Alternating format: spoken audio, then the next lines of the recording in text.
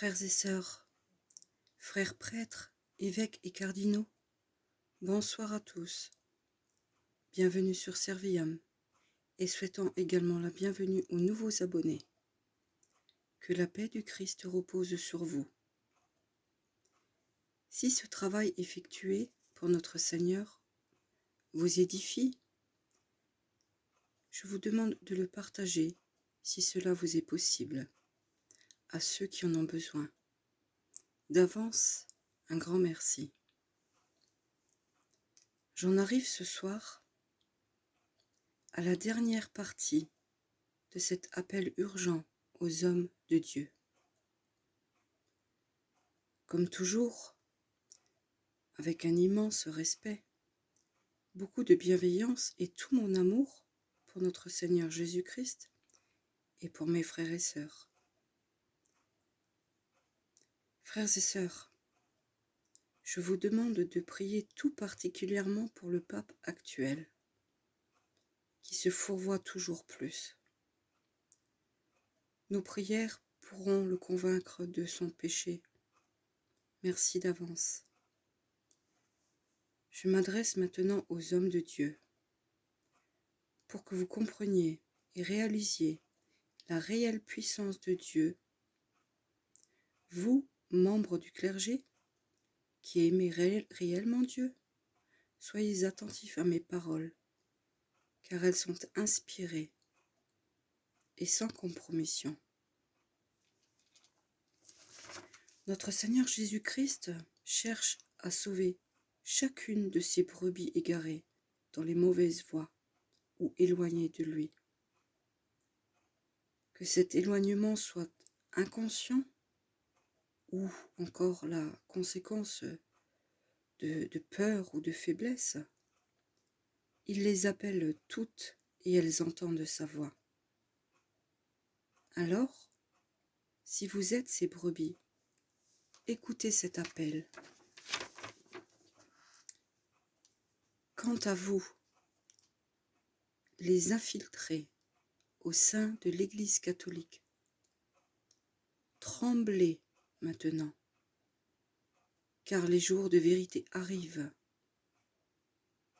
et la colère de Dieu sera terrible. Vous échouerez et votre maître, Satan, vous le fera payer très cher, très très cher. Dieu voit vos agissements. C'est lui qui vous a créé avant que vous ne décidiez de suivre Lucifer dans sa rébellion. Dieu voit vos agissements qu'il a laissé faire pour séparer le bon grain de l'ivraie, pour mettre les brebis à droite et les boucs à gauche. Le tri se fait, je dirais, jour après jour. Nous le voyons de plus en plus. Et votre fin approche. Le plan divin pour les enfants de Dieu du petit reste que nous sommes est parfait. Et je dirais que le moment arrive où toutes vos actions vont être dévoilées au grand jour. La lumière totale va être faite sur ce qui est encore caché. Mais soyez assurés que rien ne restera secret, car notre rôle à nous, le petit reste, est justement de contribuer à ce que la lumière de la vérité brille dans ces ténèbres qui s'installent petit à petit. 3 ans et demi.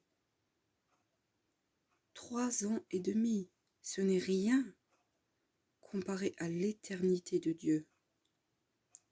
Une fois ce temps achevé, vous retournerez tous là où est votre place, en enfer. Cette fausse pandémie créée par les adversaires a été un test à échelle mondiale, comme je l'ai déjà mentionné dans une précédente vidéo. Et vous, les infiltrés démoniaques, n'ayons pas peur des mots, car vous êtes des démons qui avez pris forme humaine. Vous qui osez porter le nom de prêtre, d'évêque ou de cardinaux, vous avez été captieux envers les vrais enfants de Dieu. Certains se sont laissés séduire par l'idée d'un faux altruisme. En effet, vous avez utilisé le second commandement de Dieu pour entraîner les moins affirmés des enfants de Dieu dans un piège très sournois, et vous les avez menés à l'abattoir. Par la peur et la culpabilité, vous avez altéré leur discernement. Par l'argument de leur responsabilité dans la contamination et la potentielle mort de leurs proches, vous les avez poussés à accepter des injections qui sont diaboliques et qui n'ont jamais été des vaccins. Vous avez semé la méfiance et la discorde au sein des familles, des amis, des couples, accomplissant ainsi la parole de la Bible en Matthieu au chapitre 14. Il est écrit, alors aussi, plusieurs succomberont et ils se trahiront, se haïront les uns les autres. C'est arrivé et ça se reproduira. Vous avez laissé les églises fermées au temps où nous, enfants de Dieu, du petit reste, nous avions encore le plus besoin de notre Seigneur dans la très sainte Eucharistie. Vous nous avez privés du corps du Christ, mais il est avec nous spirituellement. Il est notre force, il est notre courage, il est notre victoire. Vous avez infligé également à des personnes âgées de mourir seules et abandonnées de tous dans leurs maisons et dans les maisons de retraite durant les confinements. Enfin, vous avez instigé, puis nourri, ce qu'on appelle une guerre psychologique totale qui a fait très mal à l'humanité. Mais alors très très mal à l'humanité entière. Mais sachez que l'humanité ne disparaîtra jamais. Dieu ne le permettra pas. Notre Dieu trine, qui est Père, Fils et Saint-Esprit, va commencer son jugement très bientôt par l'Église catholique.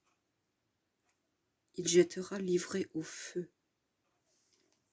Mais avant cela, vos mains seront liées et vous n'arriverez plus à tromper les enfants de Dieu, les plus fragiles qui se sont laissés intimider par votre autorité, car petit à petit, beaucoup ouvrent les yeux et ils réalisent que vous vouliez les perdre. Certains d'entre eux se repentent déjà et font pénitence pour venir agrandir le groupe du petit reste que nous sommes. D'autres viendront encore. Et nous tous ensemble, enfants de Dieu, de ce petit reste, serons scellés du sceau de Dieu. Et vous ne pourrez pas l'empêcher. Voilà qui est dit. Je m'adresse maintenant aux vrais prêtres, aux vrais évêques et cardinaux, qui, je dirais par manque de courage ou par conviction de bien faire, se sont laissés tromper, mais qui ont l'amour de la vérité et qui se laisseront instruire à nouveau par l'Esprit Saint En effet, il est écrit que l'adversaire essaierait de séduire même les enfants de Dieu, si cela lui était possible. C'est ce qu'il a fait avec vous. Réalisez-le et repentez-vous, puis faites pénitence. Cette fausse pandémie a servi de marquage. Je m'explique. Notre Seigneur Jésus parlait beaucoup par parabole ou par comparaison. Alors, je vais utiliser l'image du bûcheron. Avant que le bûcheron ne vienne abattre des arbres, surtout les arbres les plus faibles de la forêt, il y a un sylviculteur qui vient les observer et il les marque à la peinture. Ensuite, le bûcheron les tronçonne et les abat. Il en va de même pour les infiltrés de Satan dans l'Église catholique. Ils ont largement contribué à ce que les humains soient marqués avant d'être abattus. L'hécatombe a déjà commencé. Vous pouvez le voir partout. Tous ces jeunes sportifs qui meurent d'accidents cardiaques subites, tous ces ruptures d'anévrisme, tous ces AVC, ces cancers fulgurants, ces maladies auto-immunes, ces maladies du système immunitaire, tous ces étranges symptômes. Il y a tellement de choses qui se produisent. Et je peux dire sans aucune crainte devant tout le monde que ce que je vais vous dire là, je le pense sincèrement. J'en ai été convaincue à plus d'une reprise par le Saint-Esprit lui-même. Ces injections sont, et je le dis bien, sont la première phase de l'imposition de la marque de la bête, dont il est fait mention dans le livre de l'Apocalypse. La seconde phase consistera en l'implantation dans les personnes injectées, dans leur main droite ou sur leur partie frontale du cerveau, d'un dispositif biométrique, dispositif de traçage et de contrôle total sous forme de micropuces qu'on appelle RFID, fonctionnant sur des fréquences. Dieu a laissé faire et il a vu qui a accepté ces injections et qui les a refusées dans la population mondiale, mais aussi au sein même du clergé. Il a aussi vu les raisons pour lesquelles les personnes ont accepté ces injections. Il a laissé faire pour voir qui préférerait placer sa confiance en l'homme et en sa science, et qui préférerait placer sa confiance en lui. Ainsi, malheureusement, un grand nombre d'entre vous ont échoué à ce test et n'ont pas réalisé que l'occasion de prouver leur confiance en Dieu leur était maintenant donnée devant des foules de fidèles. Et oui, il y a toujours la théorie et la pratique. Il ne suffit pas de dire « j'ai confiance en Dieu », mais encore faut-il le prouver. Alors, à vous, frères prêtres, dont la foi est réelle, mais dont la confiance en Dieu a fait défaut, de tout mon cœur, je vous le dis, repentez-vous et faites pénitence. Il est écrit en Jérémie 17, au verset 5, « Ainsi parle l'Éternel.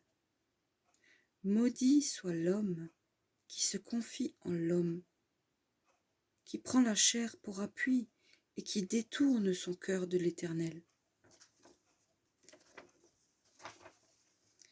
Quelle tristesse, n'est-ce pas?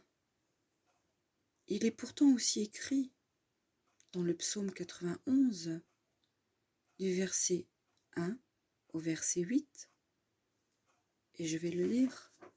« Celui qui demeure sous l'abri du Très-Haut repose à l'ombre du Tout-Puissant.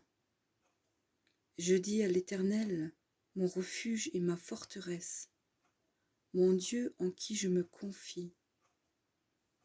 Car c'est lui qui te délivre du filet de l'oiseleur, de la peste et de ses ravages. Il te couvrira de ses plumes, et tu trouveras un refuge sous ses ailes.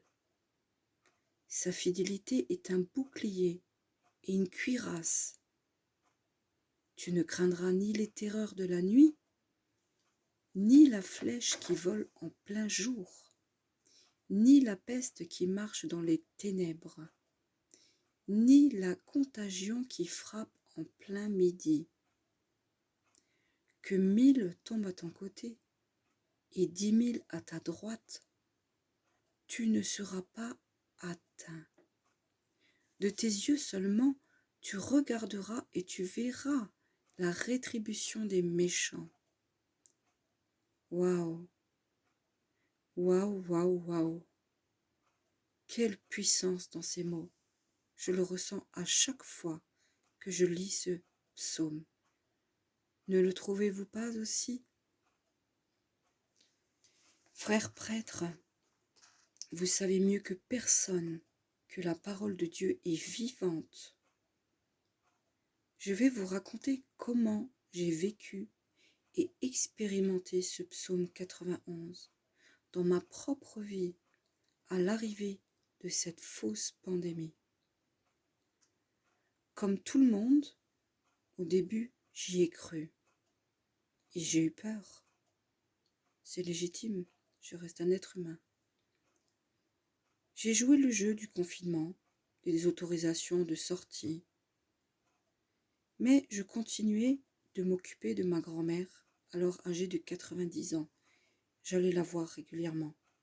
Il était pour moi hors de question que je la laisse sans visite. Puis, les semaines sont passées et l'annonce d'un vaccin a été faite aux informations télévisées. Et alors, j'ai entendu très clairement l'Esprit Saint me parler et me dire « Tu ne prendras pas ces injections, car il y a déjà la marque de la bête dedans. »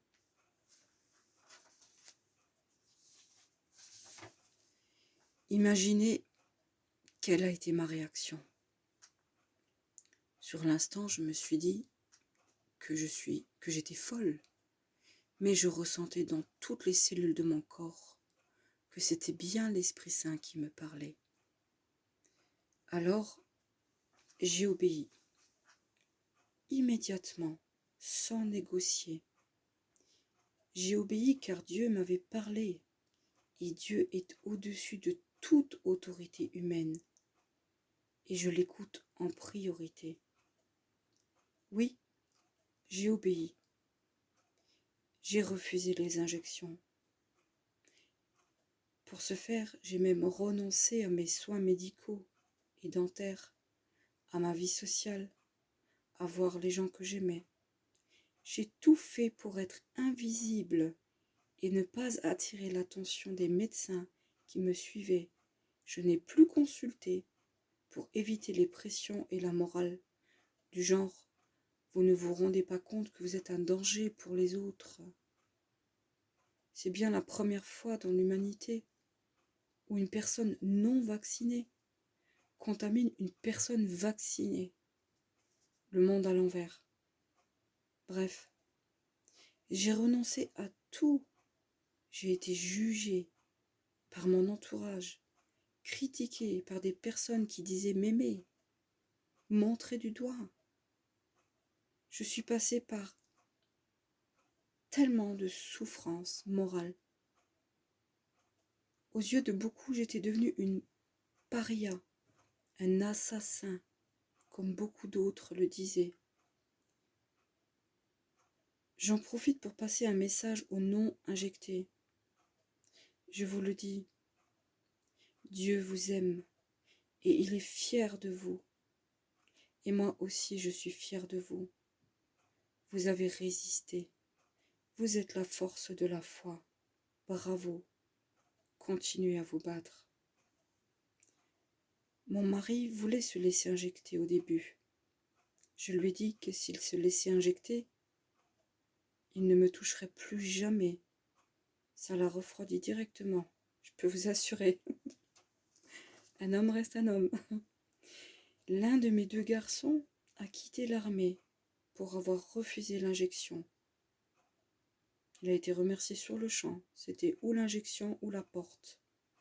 Il n'a pas hésité une seule seconde. Il a porté sa force, sa masculinité, je dirais. Et il allait jusqu'au bout. Il est resté droit dans ses bottes. Il n'a pas cédé à la pression. Il s'est battu pour ses convictions. Il a renoncé à sa carrière militaire. Et pour ça, je suis tellement fière de lui. Tellement fière de lui. Mon grand, si tu m'entends, maman est fière de toi. Et elle t'aime de tout son cœur. Tu es bien le digne fils de ta mère. Continue comme ça. Bats-toi.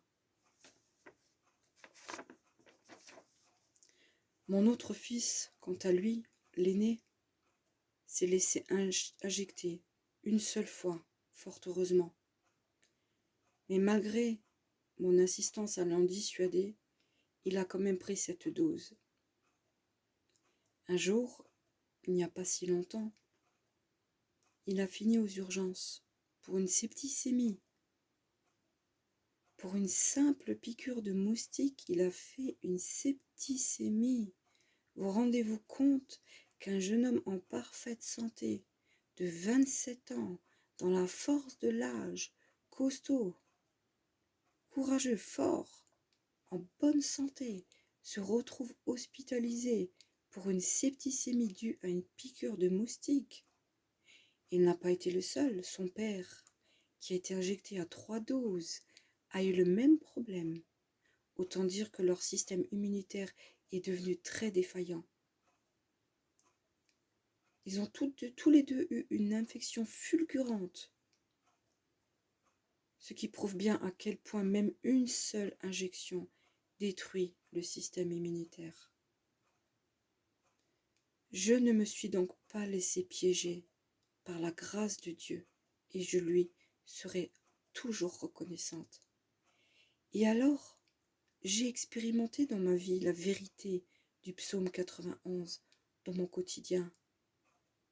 J'ai soigné, durant cette période, 5 personnes atteintes du Covid dans des formes assez lourdes, qui ne nécessitaient pas d'hospitalisation, mais qui étaient quand même assez lourdes dans la symptomatologie. Pendant plusieurs jours, je les ai soignées, je les ai veillées, sans gants ni masque, pour préserver leur dignité. J'ai dit au Seigneur que je lui faisais confiance et qu'il avait ma destinée entre ses mains. Je lui dis que si je devais mourir maintenant, que c'était mon heure et que je l'acceptais avec joie pour le retrouver, mais que s'il me permettait de vivre, il ferait en sorte que je puisse traverser cette épreuve sans être touchée. Et au final, croyez-le ou non, non injecté et en contact direct avec plusieurs personnes à plusieurs reprises, je n'ai jamais contracté le coronavirus. Et à ce jour, toujours pas. Dieu ne ment pas. Le psaume 91 s'accomplit dans la vie de celui qui accepte de marcher par la foi. Et aujourd'hui, plus que jamais, nous devons apprendre ce que veut dire marcher par la foi, avoir une confiance aveugle en Christ et en ses paroles, en ses promesses pour nous. Voilà mon petit témoignage. Alors je vous le dis, hommes de Dieu, et croyants ou non croyants, injectez, si vous ne vous repentez pas de votre manque de confiance, et si vous persistez à donner plus de crédit à la science qu'à la toute-puissance de Dieu, il y a fort à craindre pour votre salut. Vous penserez probablement que c'est facile à dire, car il est vrai que beaucoup ont accepté ces injections pour pouvoir continuer à nourrir leur famille ou travailler dans leur métier. Et je dirais que c'est tout à leur honneur. Mais là encore, je pourrais ajouter que si nous plaçons notre confiance entière en notre Papa céleste, il nous trouve un autre travail, un autre moyen de subsistance. Regardez à l'époque de la fuite du peuple d'Israël dans le désert. Dieu leur a envoyé la manne et l'écaille, et ils ont eu de l'eau à profusion. Ils n'ont jamais manqué de moyens de subsistance, pas une fois, alors qu'ils étaient dans le désert. Dieu n'abandonne jamais celui qui l'aime et qui lui donne toute sa vie et son entière confiance. Après tout, les oiseaux ne sont-ils pas nourris eux aussi? Pourtant, ils ne travaillent pas. C'est écrit dans la parole. Dieu aurait permis à toute personne qui aurait refusé ces injections de traverser cette épreuve sans aucun manque, sans manquer du nécessaire. Et vous, prêtres, qui avez accepté ces injections pour pouvoir redonner les messes, vous auriez aussi très bien pu vous réunir en comité résistant et donner des messes et la Sainte Eucharistie dans d'autres lieux que les églises, en privé. Le pouvoir que Dieu vous a donné de transsubstancer le pain et le vin en corps et en sang du Christ, ce pouvoir, il est valable 24 heures sur 24 et partout, dans n'importe quelle circonstance. Vous l'avez reçu directement de Dieu, car vous êtes avant tout sous son autorité. Je souligne vraiment sous son autorité. Alors pourquoi avez-vous craint? Nous, comment dire, aussi bien vous que nous devons obéir aux autorités, que seulement si celles-ci sont en conformité avec le plan de Dieu, qui est pour notre bien. Ces injections n'ont pas fait du bien. Ces injections tuent tous les jours, de multiples façons, encore aujourd'hui. Et l'hécatombe ne fait que commencer. Ce pape actuel n'est pas dans l'autorité de Dieu. Je vous le dis, priez pour lui, car il court à sa perte. Mais peut-être, et je l'espère vraiment pour lui, qu'il réalisera à temps son égarement. Je lui souhaite et je prie pour lui. Frères prêtres, revenez de votre erreur, je vous en prie. Revenez de votre peur, de votre manque de confiance et de discernement. Humiliez-vous devant notre Dieu et faites réparation. de toutes ces vies perdues, parce qu'elles auront écouté certains d'entre vous. Si votre repentir est sincère, Dieu ne vous laissera plus vous égarer. Et alors, l'Esprit Saint ouvrira vos yeux pour voir les pièges du malin. Il ne permettra plus que la peur vous gagne, ni que vous vous laissiez introduire par la suite cette puce biométrique qui fera de ces porteurs des zombies au sens physique et spirituel. N'oubliez pas que les porteurs de cette marque seront frappés d'un ulcère malin qui détruira leur chair. Comprenez bien que votre rôle dans les événements à venir sera prépondérant, voire crucial. Parmi les milliards d'injectés, 2 cas de figure seront observables. Beaucoup accepteront la puce sans brancher et seront alors damnés, n'ayant pas peur des mots. Ils seront damnés. Certains comprendront avoir été piégés et se repentiront. Ils n'accepteront donc par conséquent pas cette puce électronique. Comprenez bien aussi que le concept de la marque, de marque de la bête regroupe plusieurs outils sociétaux actuels. Ainsi, le 3W d'Internet, les cartes bancaires, les téléphones avec lesquels on peut payer, l'informatique, portent déjà tous, en quelque sorte, la marque de la bête. Mais quels que soient ces outils, ils sont extérieurs au corps et peuvent donc encore être écartés de nos vies si nécessaire. Mais dès lors que l'on accepte l'introduction de cette marque dans notre organisme, il est alors plus difficile d'y échapper. Le danger de mort spirituelle est réel et omniprésent. Nous pouvons faire le parallèle avec le péché de fornication. Nous pouvons lire en, il me semble, 1 Corinthiens au chapitre 6, dans les versets 15 à 20.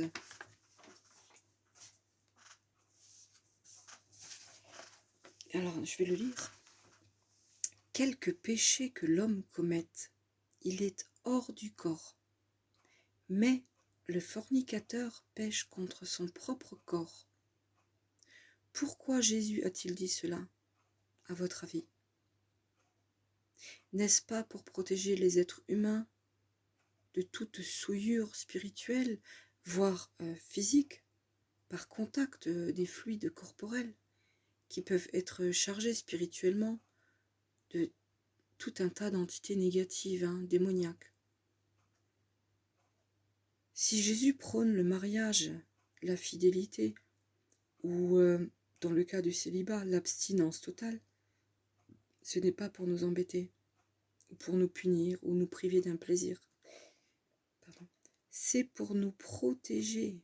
C'est pour protéger ces créatures des infestations qui détruisent l'âme, le corps et les vies. Si deux ne deviennent plus qu'une seule chair pour la vie, il n'y a plus de risque. Il en va de même pour ces injections. Se laisser introduire une chimie ou une technologie qui passe pour un vaccin et qui en réalité n'en est pas un, est un danger. De se laisser infester par des éléments qui sont démoniaques. Cela devient alors péché contre son propre corps. Beaucoup ont cru que ces injections les sauveraient et les protégerait de la maladie. Mais il n'en a rien été. Nous l'avons vu au cours de ces 3 dernières années. En Marc, au chapitre 8, au verset 35, est écrit « Celui qui voudra sauver sa vie la perdra, mais celui qui perdra sa vie à cause de moi et de la bonne nouvelle la sauvera. » Oui, frère prêtre, celui qui sait faire confiance, celui qui donne confiance totale à Dieu sera sauvé. Cette confiance passe par le courage de dire non. Le courage de dire non au piège du diable, non à ces injections diaboliques dangereuses pour le corps et l'âme. Car après avoir tué le corps pour certains, elles auront aussi tué l'âme.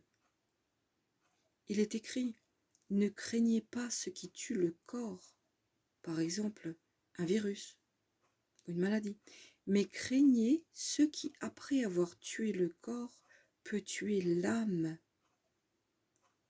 Ces injections tuent le corps et l'âme de ceux qui sont morts sans avoir pu se repentir. Il est évident que personne ne peut dire qui va au ciel et qui va en enfer, excepté Dieu. Mais il est certain que de nos jours, plus vont aller en enfer qu'au ciel. Combien sont donc morts 2 fois, physiquement et spirituellement? C'est terrible, c'est horrible. Et mon cœur d'enfant de Dieu saigne pour toutes ces pauvres victimes que je vois mourir jour après jour, aussi bien autour de moi que dans les médias, tous ces sportifs qui tombent comme des mouches, tous ces enfants, tous ces bébés qui meurent, toutes ces femmes enceintes qui perdent leur bébé, toutes ces femmes qui n'arrivent plus à avoir de bébé. Ces injections sont démoniaques. Elles ont agi sur la capacité à se reproduire. Elles ont agi sur la grossesse de la femme. Elles ont agi sur les bébés. Elles ont tué des bébés, des enfants, des adolescents, des adultes. Il y a une dépopulation de masse qui est en cours. Et vous ne le réalisez pas. Votre devoir est de réveiller les consciences. Votre devoir est de leur dire à vos fidèles de ne plus jamais se laisser injecter et de prier pour tous ceux qui ont été injectés, pour leur salut, pour que Dieu leur pardonne. Je ne sais pas si beaucoup d'entre vous sont au courant de cette information qui est vérifiable, mais je dois quand même vous dire que ces injections contiennent du graphène, de l'oxyde de graphène pour être exact. C'est prouvé. Tout le monde ne sait pas que le graphène contient quelque chose d'incroyable. Il est composé, écoutez bien, hein, parce que c'est la vérité.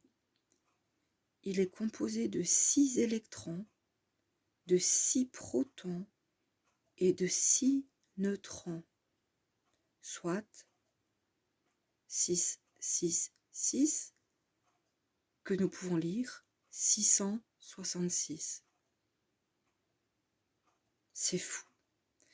Dans le chapitre 13 de l'Apocalypse, au verset 18, est écrit que celui qui a de l'intelligence calcule le nombre de la bête, car c'est un nombre d'hommes, et son nombre est 666. Waouh! Incroyable, n'est-ce pas? Et pourtant, c'est écrit comme ça. Il y a aussi, dans ces injections, de la luciférase, un marqueur bioluminescent prélevé sur les lucioles, qui est nommé luciférase. La racine de ce mot étant Lucifer, la lumière, Quel hasard, n'est-ce pas? Il aurait pu s'appeler d'un autre nom, de tellement de noms différents. Pourquoi l'ont-ils appelé Luciférase? En tout cas, ce n'est pas la lumière de Dieu. Ça, je puis vous l'assurer. Le graphène a cette particularité qu'il peut traverser la barrière hémato-encéphalique du cerveau. Je vous demanderai vraiment une attention toute particulière pour les mots qui suivent, parce qu'ils sont d'une importance capitale qui vous aidera à comprendre le pourquoi du comment et la finalité de tout ça. Je disais donc que le graphène traverse la barrière hémato-encéphalique du cerveau pour aller se loger directement sur les neurones. Il a la propriété aussi d'être un excellent conducteur électrique. Il est intelligent à sa façon et il siège dans l'endroit où siège l'âme humaine. Et il peut faire perdre la conscience spirituelle, la notion de bien et de mal.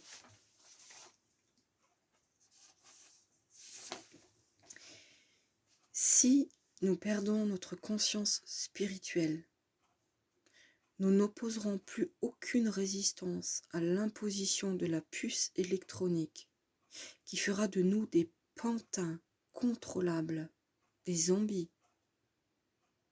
Pour réussir à faire accepter volontairement, je dis bien volontairement, cette puce, le diable doit tout d'abord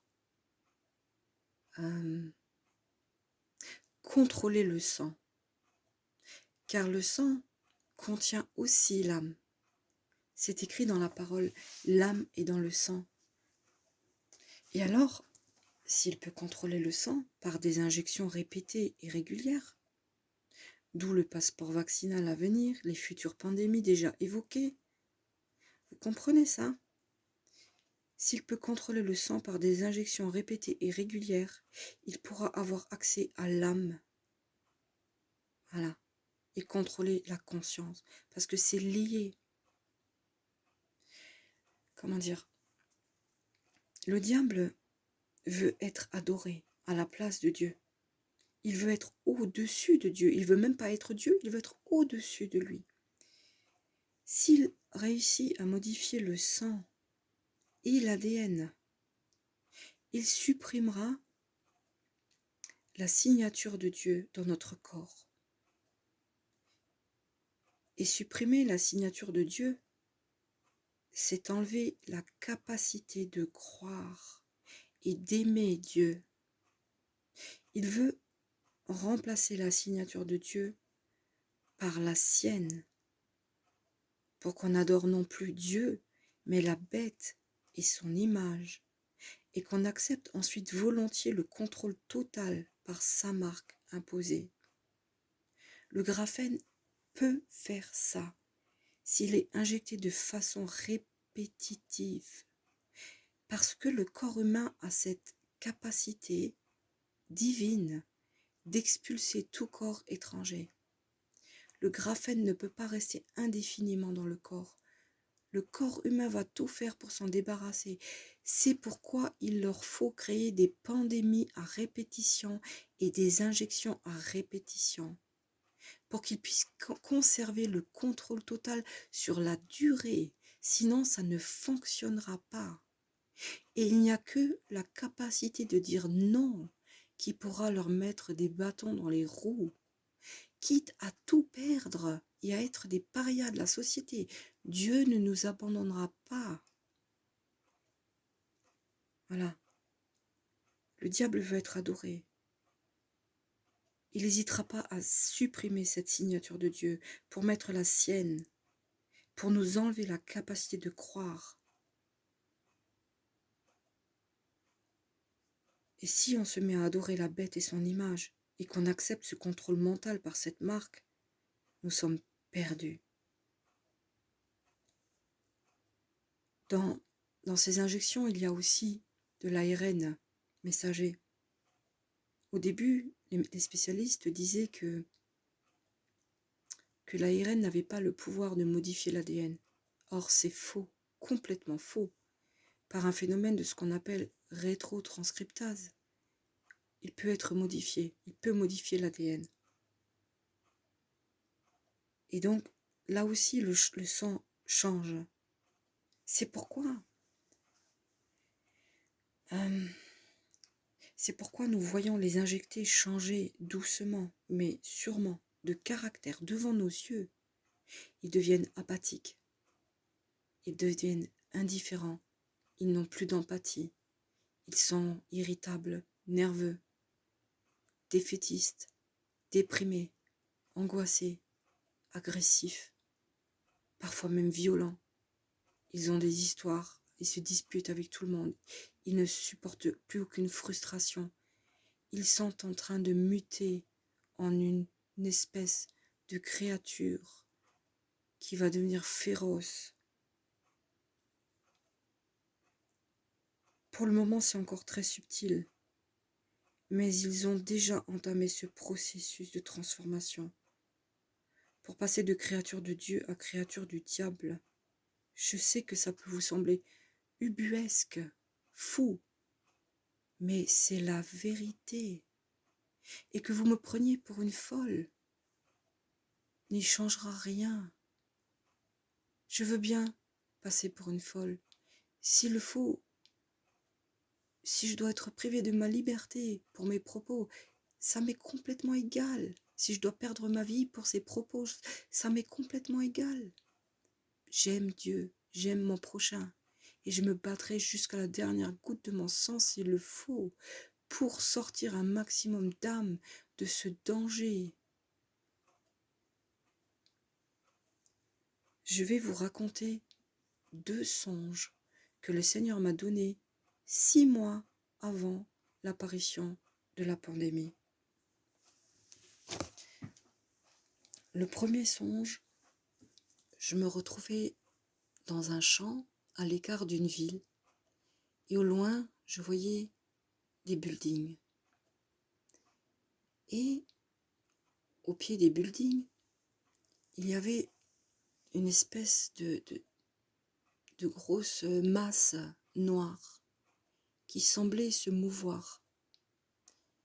Au fil des minutes qui passaient, j'avais la sensation, l'impression que cette masse se déplaçait et qu'elle s'approchait de moi. Mais je n'arrivais pas à distinguer de quoi elle était composée, mais elle était très compacte et très très grande. Et les minutes défilaient, et d'un coup je voyais qu'il s'agissait de personnes qui étaient dans une espèce de léthargie et qui marchaient droit devant elles, serrées les unes contre les autres, sans aucune réaction. Et alors, je les voyais, je les voyais avancer vers moi, et j'ai eu peur, j'ai eu très peur. Je me suis dit, mais elles s'approchent de moi, elles vont m'écraser.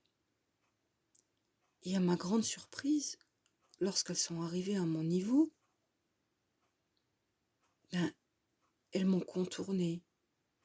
Le grand groupe s'est scindé en 2 morceaux, et chacun des 2 morceaux passait l'un à droite, l'autre à gauche de moi. Ils me contournaient tous, hommes et femmes, enfants, vieillards, tous, sans me regarder, sans me remarquer. Et une fois passés derrière moi, ils se sont de nouveau réunis en un seul groupe. J'étais sidérée. Et je me disais, mais on dirait qu'ils dorment alors qu'ils avaient les yeux ouverts et qu'ils marchaient et qu'ils avaient l'air d'être tous une seule et même personne. Et alors, la curiosité a été plus forte que tout et j'ai fait demi-tour et je les ai suivis. Je les ai suivis pendant un long moment jusqu'à une vieille usine électrique désaffectée. Au milieu de cette usine, il y avait un silo qui était abîmé et creusé dans la terre. Et tout autour de ce silo, il y avait des structures en métal où on pouvait grimper comme des balcons. Et alors, ces personnes se sont toutes mises autour de ce silo. Elles ont formé un rond.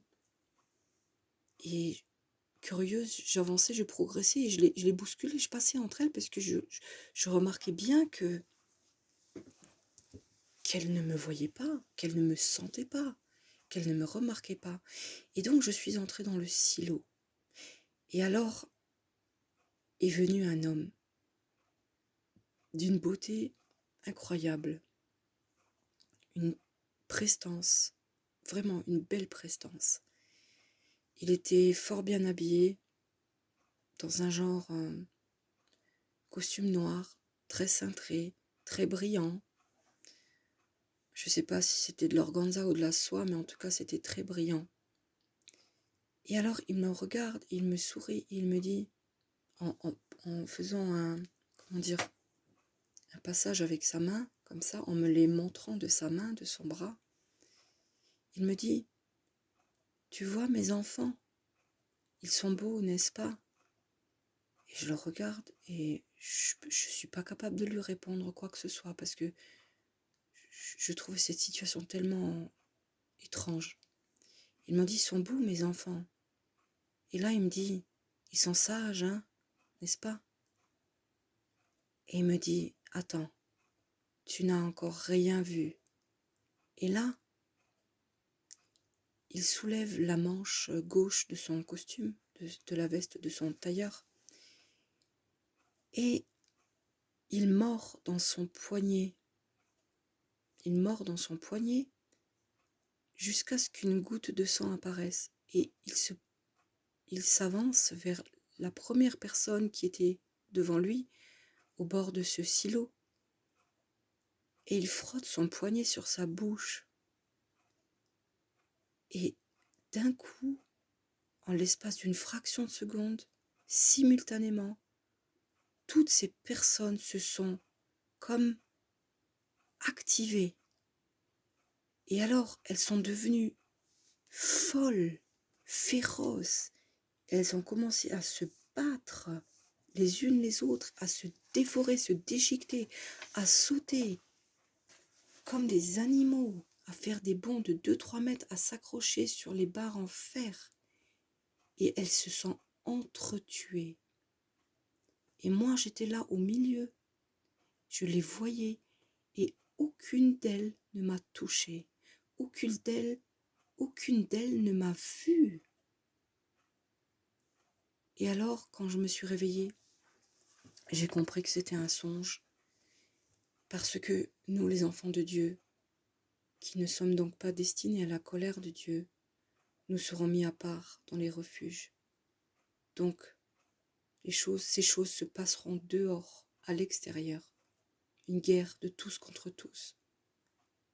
De gens qui sont devenus des zombies féroces, qui s'entretuent et qui chercheront à tuer encore des chrétiens qui ne seront pas dans les refuges.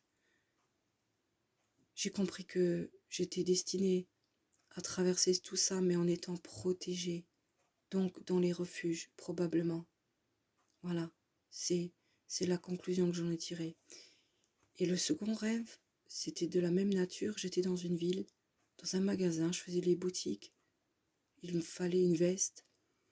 Et d'un coup, j'entendais des gens crier et j'entendais des alarmes de voitures dehors. Et j'entendais des bruits de tôle froissée. Et les gens criaient et donc tout le monde est rentré dans le magasin et fermait les portes.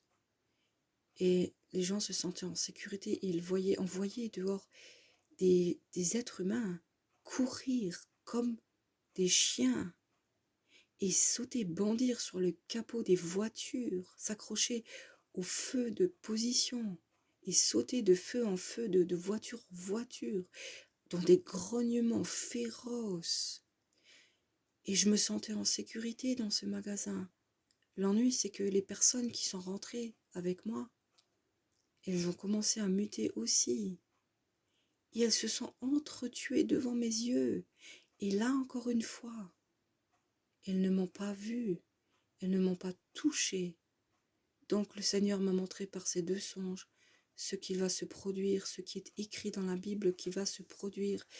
Et il m'a montré aussi que je ne serai pas touchée par ça. Et je lui rends grâce de tout mon cœur. Voilà, je voulais vous parler de ces 2 songes parce qu'ils sont toute leur place dans ce sujet de ce soir. Le graphène prépare les esprits à devenir mauvais. Et une fois pucées, ces personnes seront damnées. Vraiment. Car elles seront contrôlées non plus de l'extérieur, mais directement par l'intérieur. Elles obéiront à l'Antéchrist, qui leur parlera directement dans leur tête. Et que vous le croyez ou non, comment dire, que croyez-vous qu'il se passera alors? Je vous le dis, ce sera un carnage, un bain de sang. Et je ne dis pas ça pour vous écœurer ou pour vous faire peur. Je vous dis ça pour que vous sachiez que ces choses arrivent sur la terre. Et que si vous apprenez à faire confiance à Dieu et marcher en aveugle par la foi, vous serez épargnés. Ces personnes n'auront plus aucune conscience du bien et du mal, plus aucune conscience spirituelle. En 1861, en Croatie, est né un homme qui s'appelle Rudolf Steiner. Il était un philosophe occultiste. Il disait déjà, du temps de sa jeunesse, que dans l'avenir, l'âme serait éliminée grâce à des vaccins qui supprimeront la conscience spirituelle. Il n'a pas dit grâce à un vaccin, il a dit grâce à des vaccins. C'est qu'il savait déjà, puisqu'il était relié à Satan, lui et plein d'autres, c'est qu'il savait déjà qu'il leur faudrait faire de multiples injections. Renseignez-vous et vous verrez. Vous trouvez des informations sur cet homme et sur Elena Blavatsky et sur Tavistock Institute et sur le MK Ultra, le contrôle mental, les drogues expérimentales. Tout ça, c'est lié avec ce que nous vivons aujourd'hui. Ce n'est pas du complotisme, c'est la réalité. Même l'armée, même le FBI a fait revenir des savants fous d'Allemagne après la Deuxième Guerre mondiale dans ce qu'on appelle le projet Paperclip. Ils ont fait des expériences abominables pour en arriver à ce qui se passe aujourd'hui. Parce que ces molécules, il fallait les fabriquer, il fallait les tester. Tout est sous contrôle, tout est sous leur contrôle, tout est en marche depuis des années et des années et des années. Et la technologie actuelle leur donne les capacités d'asseoir leur plan machiavélique, diabolique. Notre Papa Céleste a créé des corps humains parfaits dans lesquels il a encodé des gènes avec sa propre signature. Puis, il leur a donné le souffle de vie. Dans nos gènes, il y en a un qui s'appelle VMAT2. Renseignez-vous sur ce gène. Certains scientifiques travaillent à sa destruction, car c'est un gène qui intervient dans la prédisposition naturelle à croire en Dieu. Les scientifiques qui sont à la solde du diable travaillent à modifier l'ADN grâce aux vaccins ARN qui ont donc le pouvoir de le modifier pour enlever justement cette capacité à croire en Dieu. Et c'est ainsi que le diable remplace la signature de Dieu par la sienne.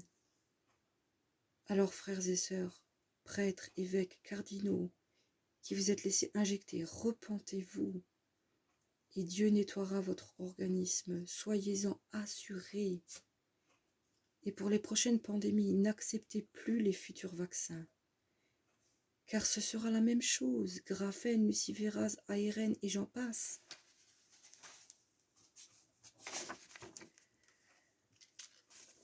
Quant aux graves problèmes de santé que ces injections occasionnent et qui sont dramatiques, seul Dieu sait s'il sera miséricordieux envers vous. Mais ne cessez d'espérer et de prier pour la guérison. À lui, tout est possible, et tout est possible à celui qui croit. Voilà. Je pense que j'ai dit ce que j'avais à dire sur cette partie du sujet. Maintenant, je voudrais encore m'adresser à vous, mes chers prêtres, évêques et cardinaux, qui ne vous êtes pas laissés injecter. Vous qui êtes mes frères, vraiment, vous à qui le Seigneur a parlé dans le cœur, vous qui l'aimez de tout votre être, je vous dis bravo et je vous encourage à rester ferme. Soyez forts, résistez, résistez, résistez. Continuez de ne vous soumettre qu'à Dieu et de le servir fidèlement pour sa joie parfaite et pour notre bien à nous tous, les enfants du petit reste qui portons le sceau de Dieu avec vous.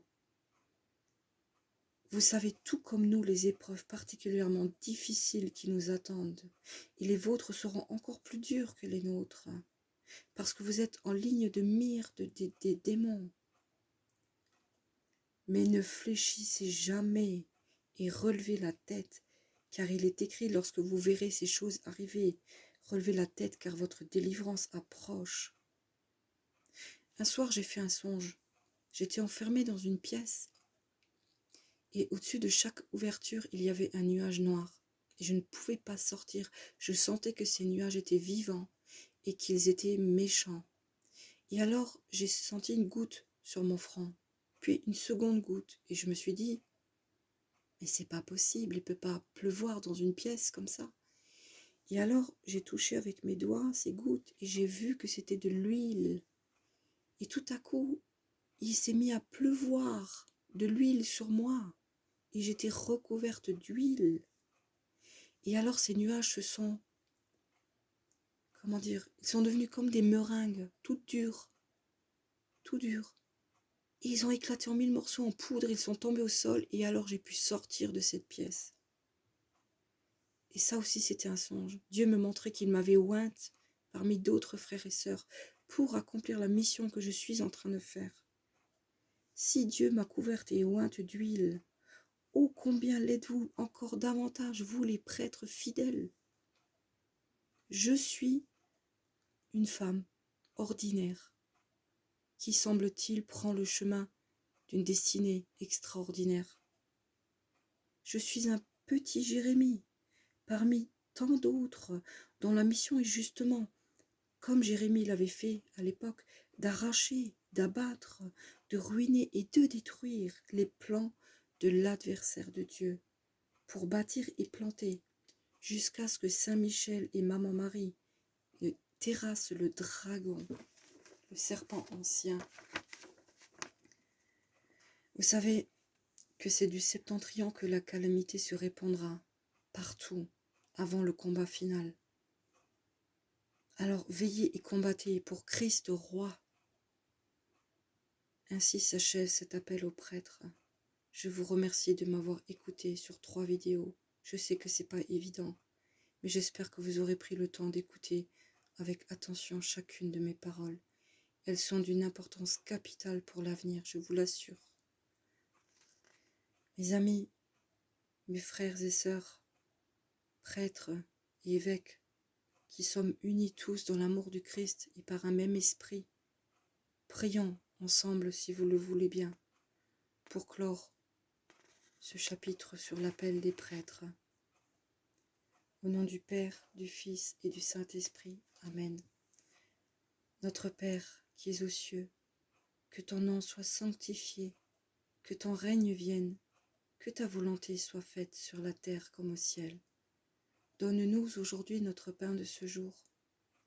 Pardonne-nous nos offenses, comme nous pardonnons aussi à ceux qui nous ont offensés, et ne nous laisse pas entrer en tentation, mais délivre-nous du mal, car c'est à toi qu'appartiennent le règne, la puissance et la gloire, pour les siècles des siècles.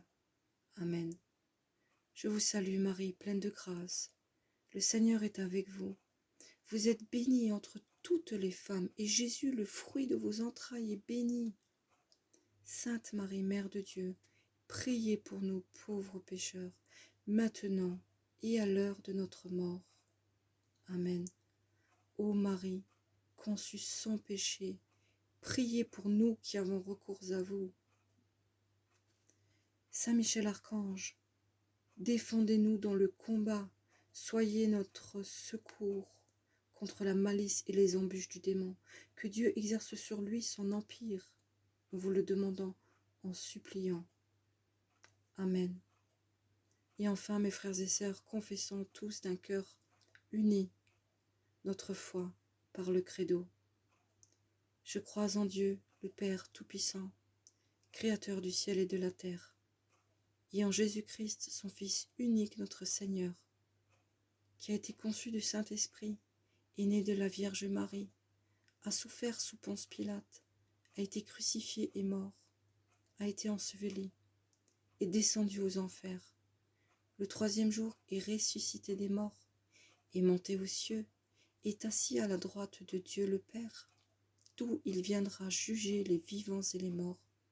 Je crois en l'Esprit Saint, à la Sainte Église catholique, à la communion des saints, à la rémission des péchés, à la résurrection de la chair et à la vie éternelle.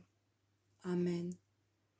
Papa céleste, notre Papa d'amour, que nous aimons de tout notre cœur, merci de nous avoir donné notre Seigneur Jésus-Christ en rémission de nos péchés. Seigneur Jésus-Christ, nous t'aimons de tout notre cœur. Béni sois-tu, béni soit toute la famille céleste. Merci pour tout. Soyez bénis mes frères et sœurs, et je vous souhaite une douce nuit. À bientôt pour une autre vidéo.